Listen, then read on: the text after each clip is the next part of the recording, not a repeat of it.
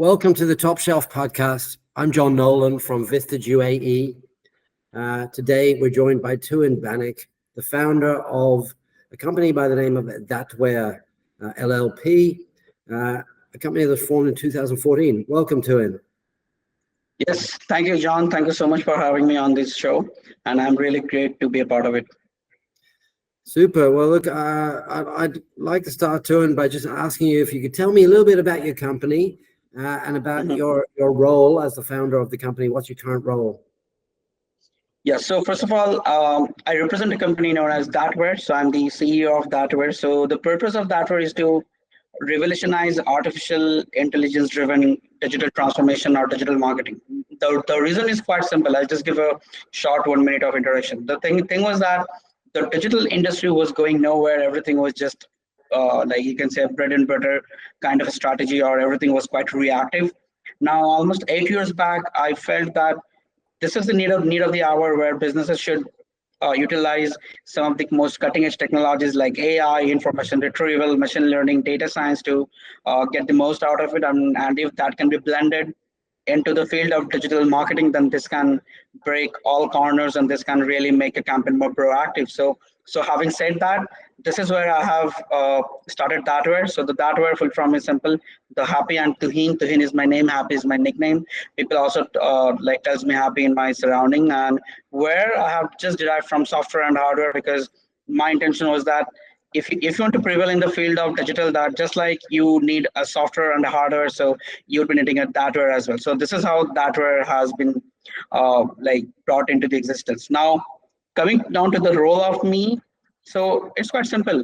I always take care of the research and development, and you can say like finding advanced technologies every single week. And my main role is to make sure that we are on top of the technology. We find and test several algorithms of what will be rightly fit for the market and not. The reason is very simple. The reason is like Google changes more than 6,000 algorithms in a single year, which is near about 8 algorithms in a single day. Now that is quite huge.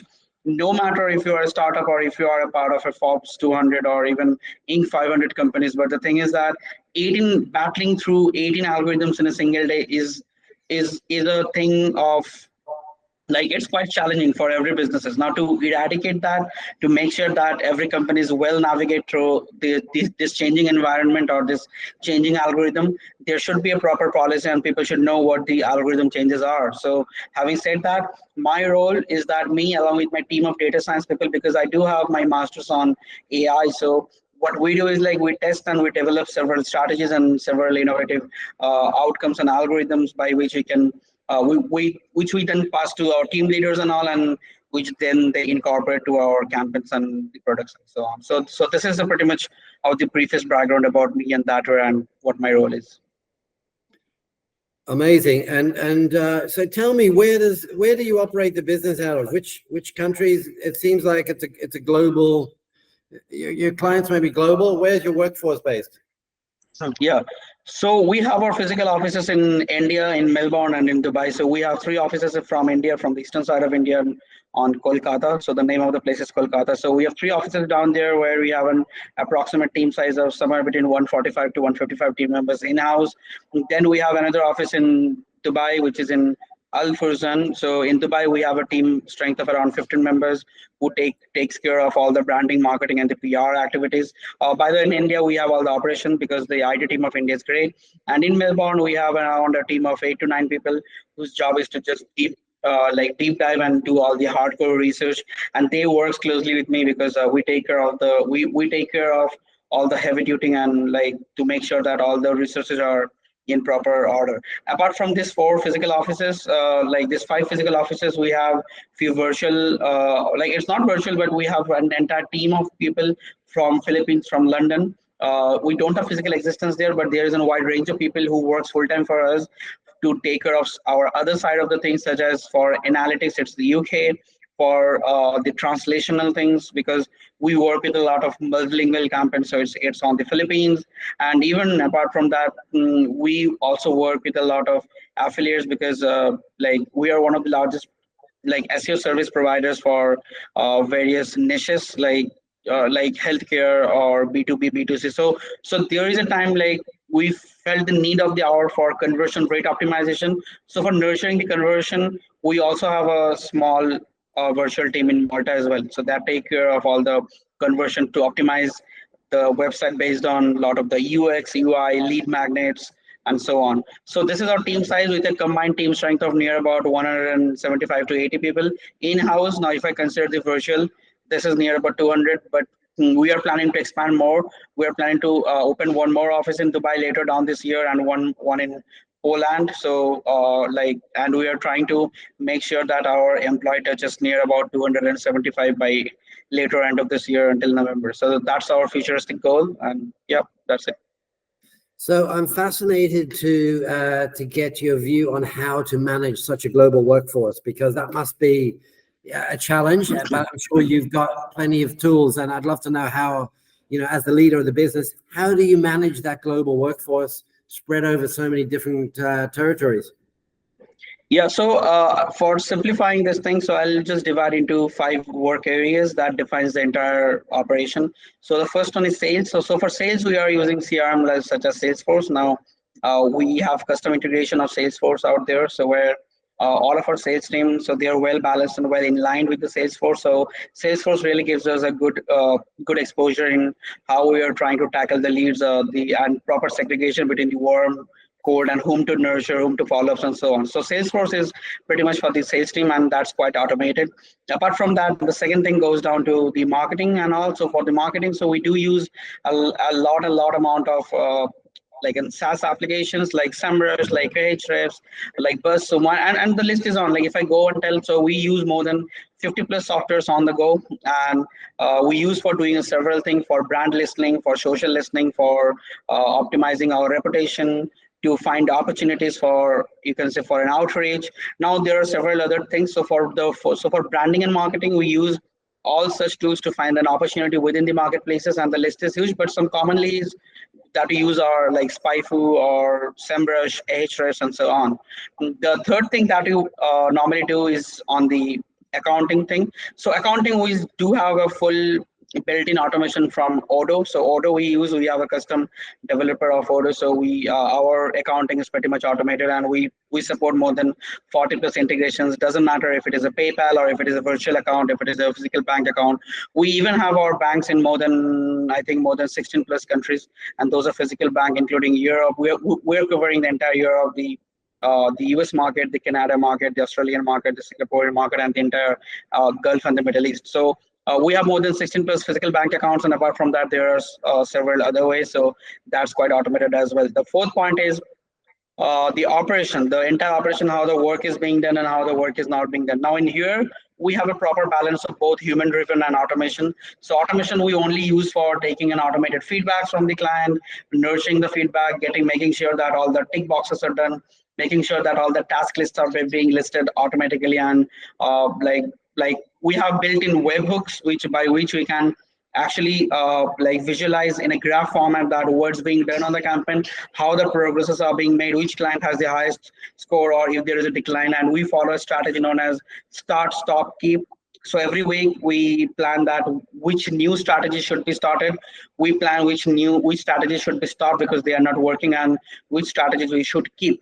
So start, stop, keep is a very great strategy that we visualize over here. And just like I said, like it's quite both human driven and machine driven as well, because we use a lot of team leaders, project managers, even assistant team leaders and risk analyzers, because like we have a separate department there whose name is risk analyst. Now their job is to only to find the pain points and to find the faults from a campaign, just so that we are one step more proactive and we leave no chance of complaint from the client. And last but not the least, for the innovation areas, and also we do put ourselves in a you can say as a to-do list, as a task list. So we use Basecamp for that. So we use a Kanban board in Basecamp, where we list out all of our ideas into one, and then from the idea to the work in progress, and then like this gradual wise, then we take it from there. So this is what we normally do. And like now we do have a proper SOP for all of these 5 areas, and all of the workflows and the SOPs are well followed, and then that's it. That's how we just roll, and we just take it from there. Yep. Yeah. Like as I said, is fascinating, and clearly you've got a very robust technology set of technologies that's underpinning the business, that's allowing you to scale so quickly, right? So that's really I guess it sounds like that's a strength of the business. Now, what I'd also like to know, Tuhin, is what are the biggest challenges you've overcome? I mean, you've been on a 10-year journey. You're in a fast-paced industry, and I assume there's been a lot of ups and downs on the way, and you have to really stay on top of the game. So, what are the biggest challenges that you have faced on your journey to date? So now this is quite an interesting question, because when I started my journey, there was a huge challenge of even proving that the concept of my really exists. Now I'll share a short story for that. So the thing was, when I started my journey long back, now I was in UK, I was in US, I was physically working for some companies whom I'll not name here, but those were some of the most profitable companies on the planet in terms of providing the marketing activities. Now, what we have seen is that, what personally I have seen was that, like, campaigns were spending more than $1 million a year on a contract, and the things that were delivered to them were nothing. They were just like, they were not worth the value. In fact, not even worth. I would say that were even not worth even $500 now. But the point was that the industry that time had nothing. AI, people did not knew what AI was. Almost 8 years back, AI did not prevail much. In fact, for if I consider APAC, Middle East, or the Asian countries, people does not even have a clue of what AI was. In fact, if I go to the tier one countries like the US, UK, and the Canada region, even though they knew what AI was, but people used to think that marketing is a different thing, AI is a very different thing, and there is no way that the blend is possible. So that is where, when I left those companies and I came down to India, later to Dubai, because I reside in both Dubai and India simultaneously. So there I formulated a concept first, that AI can be used to revolutionize the marketing concept, and there is something known as digital transformation, where end to end I can provide a journey to make sure that your business not only sustains online, but that yields the good amount of ROI. So for that particular thing, we tested a lot of strategies from patents.google.com. So there were some thousands and thousands of patents that we have read, and we tried to figure it out, that what that was. And since I carried my background in AI, so it was I would not say it was easy, but yes, I did got a lot of help from my professors and friends. But still, I was quite comfortable with the languages, because I personally know more than 7 plus coding languages out there. So then slowly I created some concept, and I went out in the marketplace, on freelancing platforms, on events, on networking sites, and I used to pitch people that, hey, why not do SEO? Why not do digital marketing this way? This is something unique, and this can really give you an edge over your competition. So the initial challenge was, people was like, this technology does not even exist, then why should we come to you? You're not a brand. We don't know who you are.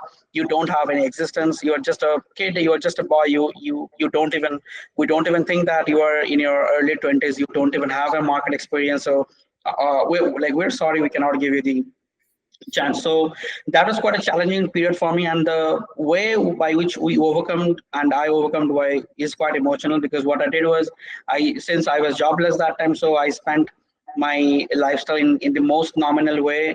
I spent my savings in doing campaigns for free of cost. I pitched out to a client that, hey, give me 1 month of time, give me 2 months of time, I'll work for free. If you get some result, then only you pay me. Else you do not need to pay me. So from there I started. I still remember I got my first client as Heavy Clear. The client name is Grant Lambert from US, from Apple City, from Burnsville. And my second client was Mike Bradley from SafeProof. Now, SafeProof changed my life, because safeproof.org is a governmental campaign. Their purpose is to stop binge drinking from the entire United States. So I worked for this to campaign for free for almost 2.5 months and 3 months consecutively. And then I proved them the initial KPI, where their figures started to rise, their business started to overcome a lot of their internal hurdles, and they were more, if I say you the figure, Heavy Clear were 10x more profitable, and SafeProof's agenda was to reach out to widespread masses, and it did got successful. And from there I earned some revenue, and I'm still bootstrapped, so I never believed in raising investment, because during my starting of my phase, I reached out to more than 400 investors. Every single one of them rejected that AI does not exist or AI cannot be blended and this technology does not even exist. So from there, I thought that I would never raise investing in my lifetime. So what I did was I simple, I was resourceful from those two campaigns. I invested and built a website where I made a lot of storytelling, give some real life case studies examples. So I reached out to a few more clients, and from there, so just like a binary tree, it's got spread. And today we have served more than 8,000 campaigns successfully, and at real time we are serving near about 700 campaigns real time, and those are intact with a like a retention ratio of near about 90%. Actually, it was 99%, but 9% we lost because we do not do PPC. We are against of pay per click. So people, if people comes to us and say that, hey, we need PPC. So honestly, we do not entertain them because there's no point. Like if you are running a paid campaign, it's like you are renting yourself out on the internet. And if you're following the organic growth, it's like you are investing on some assets for the future. So that's what we believe, and that has always been our like modus operandi, you can say, since the day we started. So this was pretty much of the very big challenge, I must. And obviously there are a lot of small challenges also, like when the moment when you started to grow, various tech companies were after us like, hey, this technology is wrong, this and that. So that also got falsified because we have filed our own patent, and we do have a patent for 8 plus algorithms ourselves. And later, and our life changed back in 2019 or 20, I believe in it was in 2020, when Google officially claimed that they follows semantic engineering for ranking. This is where people thought like, no, SEO should be now into the next level. This is where we started to gain more momentum, more you can say more press releases, more self-awareness. Lots of people around the world is to invite us for a keynote session, which is still though we visit more than 30 countries in a year for a keynote session, and that's what we do, and that's what we have been doing. And still our vision is far off because uh, the entire digital marketing industry is near about $450 billion as per 2024, with a CAGR of near about 12% over the next 10 years. So we just want to tap the market because the market is huge. Still, there are no big players or leaders. We just want to be that market leader in the near future. We are up to a certain extent on few geos, but that's not our aim. We just want to be the top, and we want to be the best. So that's what, like that was what our aim is, and that will be our aim for the next couple of years, unless we just overcome that. Yeah, well, that leads nicely to my next question, which you've alluded to there, that you want to be the market leader. So what I'd like to know is what does the market look like? I mean, who do you see as your potential competitors, and what is the ultimate aspiration for Datware, and where do you see your niche area of that market going? I mean, did AI marketing or digital AI marketing. So I'm really interested if you could just, who do you see the big players are, and where do you ultimately look to position yourself? Yes, so now here's two sides of the story. So the first thing is for the service-based industry, some of my top competitors, like there are several competitors, like Neil Patel is one of my biggest competitors. So apart from that, there are agencies like it's not about competitors, but it's mostly like the agencies who have been ripping off with the same old school strategy since years after years and years. So even though I'm not against that, if you ask me directly if I feel them as a competitor, I honestly feel no, because they're just selling packages. They're making packages, they're selling packages, which is fine. I'm not here to sell package. I'm here to make a revolution, and I'm here to change the game. So I'm on a different vision. It's more like a blue ocean strategy where where I want to create my own monopoly in the market in the future place. Because AI based SEO, if you even open ChatGPT and say, suggest me some AI driven SEO agency out there, so that would be on top. If you open Bing, that would be on top. If you go to anywhere, that would be on top. And that is the monopoly I want to see myself. So it's not about competition, because I'm totally against of creating package and selling, because I'm an ethical guy. For me, SEO digital marketing is my passion. This is not my business. If I would have been done business, then I could have sold packages for some couple of $100,000. But we always stick to our bottom roots, and we always make sure that we help client overcome their sustainable growth and make sure that they are well in line with your return on investment. But on the other side of the story, for the survey, for the softwares, yes, I do see SEMrush Ahrefs to be one of my immediate competitors. Now for that, we have launched a software named as WebTool, WebTool.co.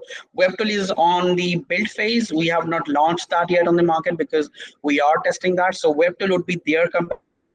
I have not yet entered into that segment because that's a software-driven services where you can just buy a subscription and just utilize all the best possible softwares out there. But overall, if you ask me about the aspiration, so it's a simple goal, John. To be honest, like I'm not here to do business and to compete with anyone. My vision is that every business person on the planet should get the right service, and that is what it matters, because I know the value and I know the pain of having a startup. Even my company is still a startup. I'm bootstrap, but who cares? I'm on the startup phase, so I'm not earning in multi-millions or in $1 billion. Yes, I have a good revenue, but that does not give me a way to show off myself. So my aim is that 1 million websites are being live every single day. So which means that near about 300 million, almost half a billion websites are being made live in a single year. Trust me, if I pick 1 million top-notch agencies in the planet, they are not even enough to compete with the 300 million campaigns out there. My intention is like today you can launch a business, John, with some small amount of budget, because I know struggle is struggle. Now you should not fall into some bad hands. It should not be like you have gone to some agency and they're ripping you off with some old school thing which will not even work or will give you the bare minimum ROI. So for me, I just want to change the stereotype. I want to change how the things are working. Now for that to happen, I'll tell you that even right now, I am providing white label services to more than 53 plus agencies in the entire planet. So I'm delegating my everything. I'm delegating my technologies. I am sacrificing my brand logos and brand name because I want people to be happy.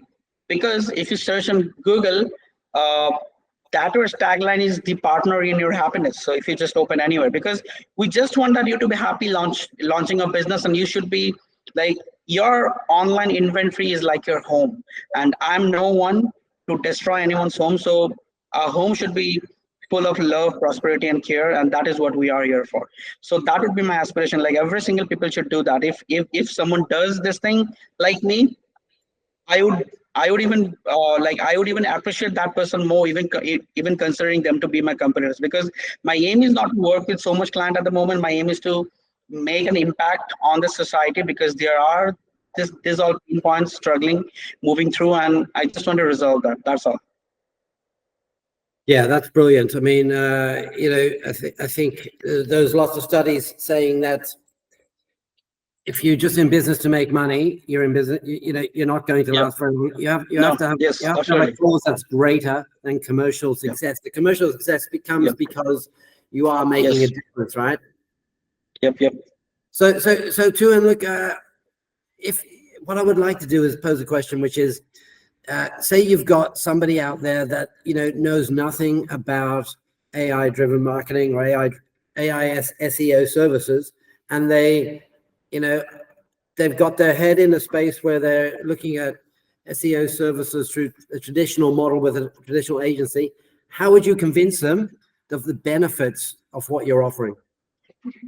So it's quite simple. Now that is something what we normally do whenever we go to some keynote presentation and people comes to our exhibition stands or somewhere to just ask the similar question. So the thing is, like, we have hundreds and hundreds of case studies on whatever niche, because we mostly cover 246 niches all around the world. In fact, to be honest, we cover all the niche, because anyone that has a website, they needs SEO for sure. So what we do is, like, we always keep an end-to-end proof of concept and then case study. So whenever someone comes, at first we do not show off ourselves as an AI driven SEO or AI driven this and that. So we first show them that, see, this is a campaign, this is a campaign, this is what they were facing, they were struggling, this is what they require, this is how we help them, and this is the revenue that we have made them. And now after that, we told them that these are some of the technologies that we use for them. Now the list is huge. If you are interested, then we can take one step forward and we can discuss over the call.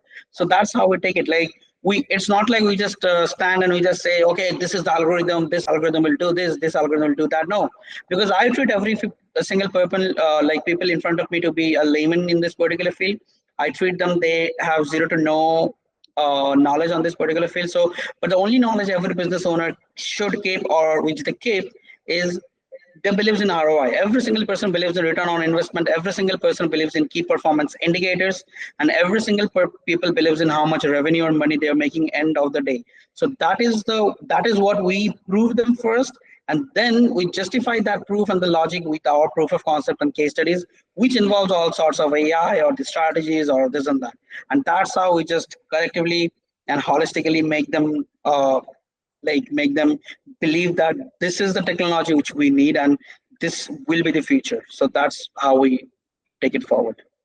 So you've hit on a very interesting point. I mean, a lot of business, a lot of decision makers you're dealing with, they don't even understand SEO very much. And now you're suddenly bringing AI into the picture as well. So, Yeah. I understand that, like, you know, there can be a huge gap. And I guess Yeah. part of your journey, customer journey, is to educate them about. Yes, absolutely. And this is the reason, John, why we have been investing a lot of money on traveling to more than 30 countries in a year with our team, some of the team members, and just educating. If you open my YouTube channel, you would find plenty of videos, plenty of lectures that I give. I give lectures, more than 3-4 lectures every single month.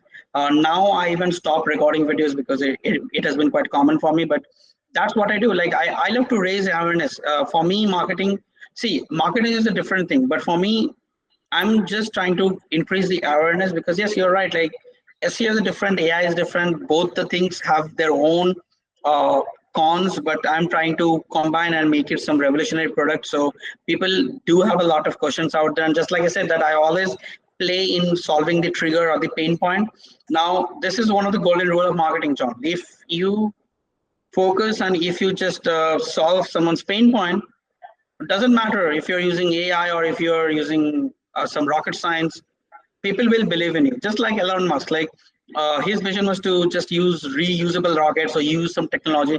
No one cared. Even I don't know. Like I never had the curiosity, like how a rocket can just jump and just come back. But what we believe that, okay, the rockets are being reutilized, materials and carbon composition is being reduced from the planet Earth, and that's what this guy is doing, and that's great. So that is what we are doing. We are trying to provide justified amount of growth, sustainable growth, and important KPIs, key performance indicators, for any clients whom we work for.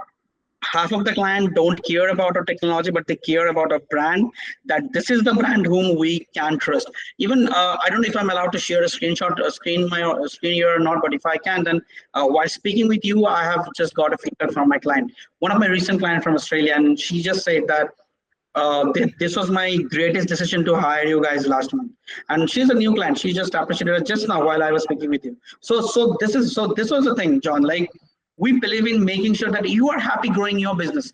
Don't care what we are doing. What we are doing is our sales side of you, is our unique selling proposition, is our uniqueness. Yes, you are. If you are interested, we're more than happy to educate you on that. But if you are not, we're just here to help you out and make you like shine out of the crowd and make sure that you break all the competition and you introduce yourself as we are the one on that particular niche. And that is what we believe in.